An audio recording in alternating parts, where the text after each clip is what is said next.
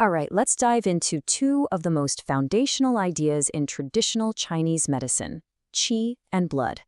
Now, we're not going to treat these as some kind of mystical, magical concepts. Instead, we're going to look at them as part of a really fascinating system, an ancient way of using observation to understand the very flow of life itself.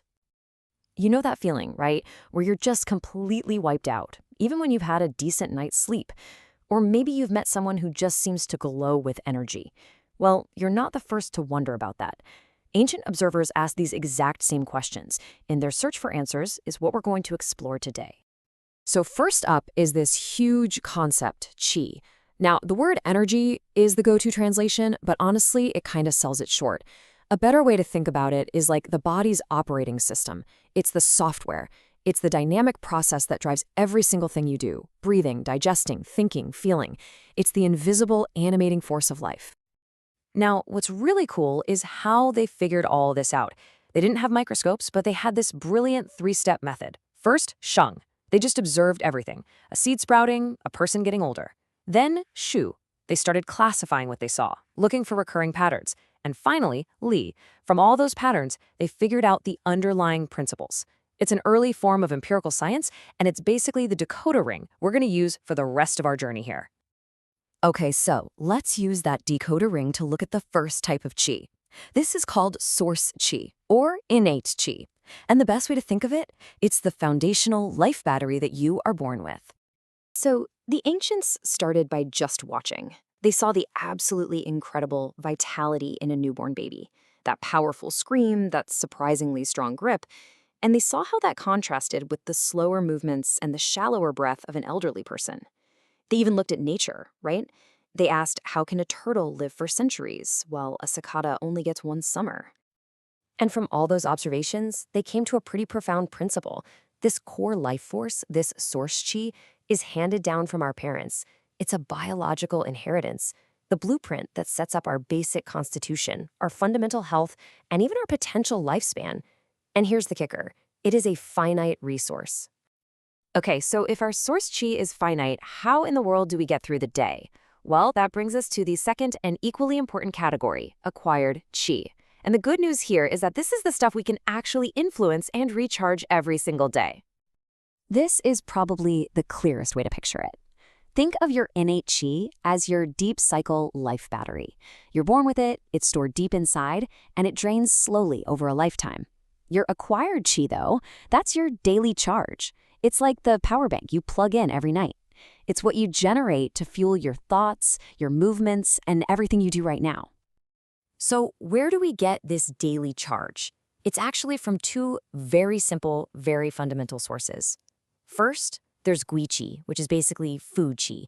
It's the pure essence your body pulls from the food you eat and the water you drink. Then there's zong qi, or gathering qi. This is the energy you pull from the air you breathe. That energy then mixes with your food qi to power your heart and lungs. It's just a beautiful picture of how our daily vitality is literally built from eating and breathing.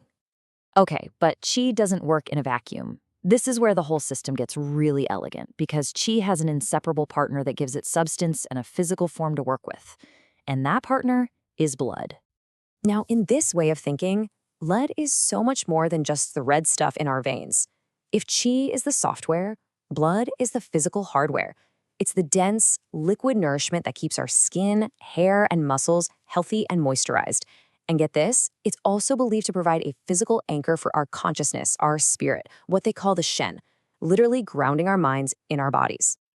This incredibly deep relationship is summed up perfectly in a classic saying: qi is the commander of blood, and blood is the mother of qi. It sounds a little poetic, but it describes a very, very precise partnership. So let's unpack that. Qi is the commander, means qi is the force, the push that makes the blood move. Without qi, blood would just be a stagnant pool. Blood is the mother, means that blood provides the actual physical nourishment for the organs that create qi in the first place. So one provides the function, the other provides the substance. You can't have one without the other. They are a perfect team. So, what happens when this beautiful, elegant system of software and hardware gets out of whack? Well, in this model, illness isn't really seen as some foreign invader. It's seen as a disruption of this internal harmony, this internal flow.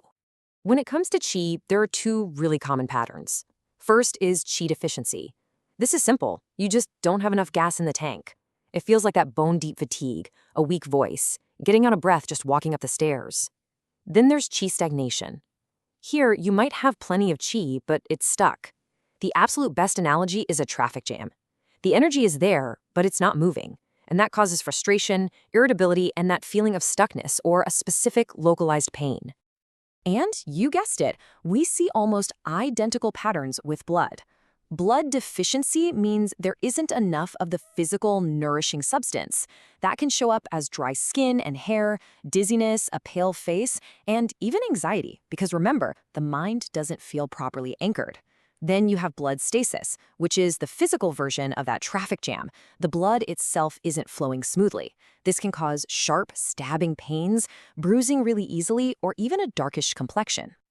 Now, I know this can all sound like ancient philosophy, and it is, but it also has some profound things to say about how we view our health right here, right now. When you really get down to it, this whole framework isn't just philosophy. It's an ancient version of what we now call systems biology.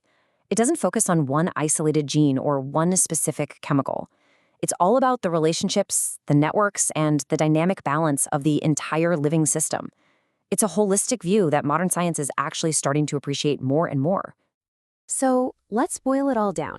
What are the big takeaways? 1, qi is the function, blood is the form.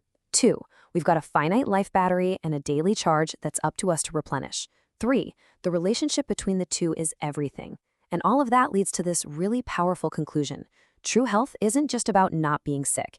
It's about the presence of a smooth, harmonious flow through your entire being.